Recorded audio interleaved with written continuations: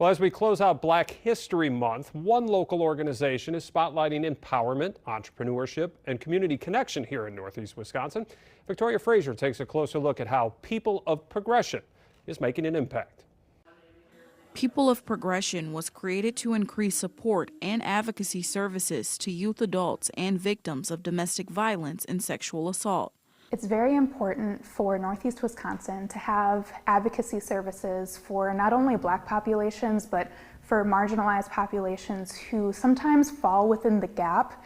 And we're here to work that gap and help also walk alongside mainstream services. Kimberly Huddleston is the Advocacy Service Supervisor at People of Progression, working closely with victims of domestic violence and connecting clients to resources she wishes she had known about years ago. I was a survivor of domestic violence. I lost an eye to that, right, in 1998, such a long time ago. We didn't talk about domestic violence a lot. We didn't have a community that had organizations that said, come get your help here. Beyond advocacy, the organization hosts wellness classes, community gardening, and a Black History Fair, providing resources to all, especially groups that are sometimes overlooked. Third Thursdays began in February of 2024, creating a welcoming space for connection over food and drinks. The event is held on the third Thursday of every month at the Commodore Club in Appleton. The gathering is open to all and serves as a dedicated space for professionals of color to meet others in the community. Black professionals are able to connect not only with People of Progression, but with other Black professionals, entrepreneurs, businesses, different mainstream programs that we're able to reach one, teach one, and be able to get more advocacy services into our community.